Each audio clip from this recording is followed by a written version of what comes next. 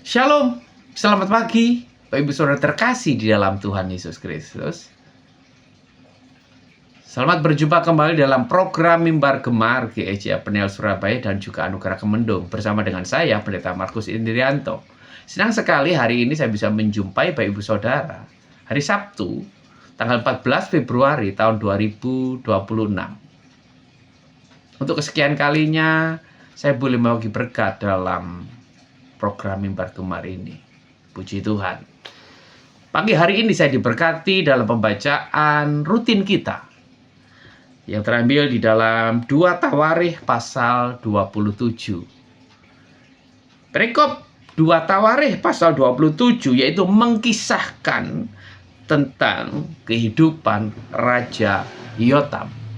Kita tahu Raja Yotam adalah anak dari Raja Uzia. Ayahnya seorang yang hidup takut akan Tuhan. Dan kemudian dalam usia yang relatif masih muda, yaitu lebih kurang 25 tahun, dia kemudian menggantikan ayahnya untuk menjadi raja. Sekalipun tidak lama dikisahkan tentang masa jabatannya sebagai Raja Yehuda. Tetapi ada satu hal yang sangat menarik. Ada satu hal yang sangat luar biasa yang saya temukan dari kehidupan Raja Yotam yang berbeda dengan raja-raja yang lain, khususnya jika dibandingkan dengan Raja Israel Utara yang kehidupannya kita tahu bersama raja-raja Israel sama sekali tidak hidup takut akan Tuhan.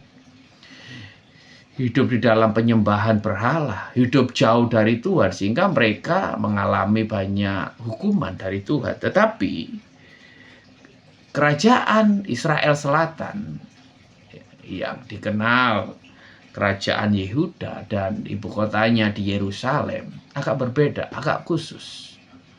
Raja-raja Yehuda lebih banyak mereka hidup takut akan Tuhan. Dan salah satunya yaitu Yotam. Dan dikisahkan dalam 2 Tawarikh bagaimana dalam kepemimpinan Yotam yang memang tidak lama ketika dia menjadi raja ketika usia lebih kurang 25 tahun dan dia menjabat sebagai raja lebih kurang 16 tahun. Tetapi ada satu hal yang sangat luar biasa, ada satu hal yang sangat menarik yang dicatat oleh Alkitab yang menekankan bagaimana keberhasilan Raja Yotam sebagai seorang raja yang sangat muda, tetapi dia bisa mengalahkan kerajaan Amon. Dan tidak sampai di situ. Dia memperkokoh. Dia membangun tembok di Ovel. Dia juga mendirikan pintu gerbang tinggi di rumah Tuhan. Dia mendirikan juga kota-kota di pegunungan Yehuda. Dia membangun benteng-benteng dan menara-menara di hutan. Ini satu keberhasilan yang luar biasa di dalam kepemimpinannya sebagai Raja Yehuda. Dan ternyata keberhasilan ini tidak datang dengan sendirinya. Keberhasilan ini merupakan hasil dari apa yang dihidupi oleh Raja Yotam. Dan ini menjadi kunci keberhasilan kehidupannya sebagai Raja Yehuda. Dan segelintir Raja Yehuda yang benar-benar hidup berkenan, hidup takut akan Tuhan, hidup diberkati dalam kepemimpinannya dan dalam kerajaannya. Dan saya menemukan ada 2 hal penting, 2 kunci utama mengapa kehidupan Yotam menjadi raja yang kuat, menjadi raja yang diberkati, menjadi raja yang berhasil di dalam kerajaan dan kepemimpinannya. Bagaimana dia membangun pintu gerbang, tadi seperti yang saya katakan. Dia kemudian membangun tembok-tembok benteng, kota-kota pegunungan. Dia membangun menara-menara dan benteng-benteng perlindungan. Dia mengalahkan Bani Amon. Kerajaan yang sangat kuat pada masa itu. Bukan pencapaian yang biasa. Bukan pencapaian yang kecil. Ini pencapaian yang luar biasa. Jika dilihat situasi kondisi politik yang saat itu begitu luar biasa. Apa rahasia besarnya? Apa yang menjadi kunci keberhasilan Yotam, Raja Yehuda? Ada dua hal yang saya temukan. Dan ini menjadi prinsip penting untuk kehidupan kita bersama. Yang pertama, karena Yotam melakukan apa yang benar di mata Tuhan. Ayat yang kedua dalam pembacaan kita. 2 Tawarikh 27 ayat yang kedua. Di sana dinyatakan, ia Raja Yotam melakukan apa yang benar di mata Tuhan, tepat seperti yang dilakukan Uzia ayahnya. Melakukan apa yang benar di mata Tuhan. Yang kedua, dalam ayat yang ke-6 dicatat di sana, Yotam menjadi kuat karena ia mengarahkan hidupnya kepada Allah. Ini kunci yang kedua, mengarahkan hidupnya kepada Allah. Perhatikan kata mengarahkan hidupnya. Kata ini mempunyai makna. Yotam sungguh-sungguh mengarahkan hidupnya. Tuhan sebagai satu-satunya arah dan tujuan hidupnya. Tuhan menjadi fokus utama hidupnya. Tuhan menjadi komitmen.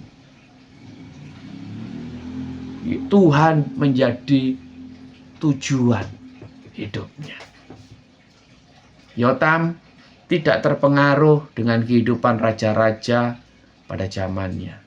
Dia tahu arah dan tujuan hidupnya kepada Tuhan, bukan kepada yang lain. Yotam fokus kepada Tuhan. Yotam sungguh-sungguh mengandalkan Tuhan. Yotam sungguh-sungguh hidup bersandar kepada Tuhan. Dia tidak mengarahkan kepada yang lain. Bukan kepada mengandalkan kerajaan-kerajaan di sekelilingnya. Bukan mengarahkan kepada harta benda, kekuatan pasukan dan panglimanya. Tidak. Tapi dia mengarahkan hidupnya, fokusnya, tujuan hidupnya. Hal yang utama dan yang terpenting dalam hidupnya, yaitu Tuhan Allahnya. Betapa pentingnya kita juga dalam kehidupan kita hari-hari ini. Untuk supaya kita mengalami keberkatan, mengalami keberhasilan di tengah-tengah situasi yang sulit. Di tengah situasi-situasi yang tidak mudah. Persoalan pergumulan begitu luar biasa. Tetapi dua prinsip ini yang sungguh ingin saya sampaikan kepada kita semua, Bapak Ibu Saudara, kekasih Tuhan.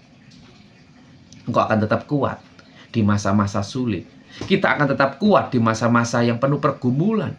Bahkan bukan hanya kuat, tapi kita mengalami pemeliharaan, pertolongan, dan berkat Tuhan yang luar biasa. Dengan dua hal. Melakukan apa yang benar di mata Tuhan. Taat penuh. Hidup takut Tuhan. Hidup seturut perintah Tuhan. Kemudian dia mengarahkan yang kedua. Hidupnya kepada Tuhan. Tuhan menjadi arah tujuan hidupnya. Tuhan menjadi fokus kehidupannya. Tidak salah kalau firman Tuhan berkata, carilah dahulu kerajaan Allah dan kebenarannya, maka semuanya akan ditambahkan. Matius 6:33. Ketika kita berada fokus kepada Tuhan, mengutamakan Tuhan, memprioritaskan Tuhan, menjadi arah dan tujuan hidupan kita. Kebersandaran, ketergantungan kita kepada Tuhan, bukan kepada yang lain. Maka, Bapak Ibu Saudara dan saya akan kuat. Berhasil, diberkati, mengalami pertolongan dan mujizat. Mujizat Tuhan. Kiranya kebenaran ini boleh memberkati kehidupan kita, menghadapi tantangan hari ini maupun hari-hari ke depan. Tuhan Yesus memberkati kita bersama dalam doa.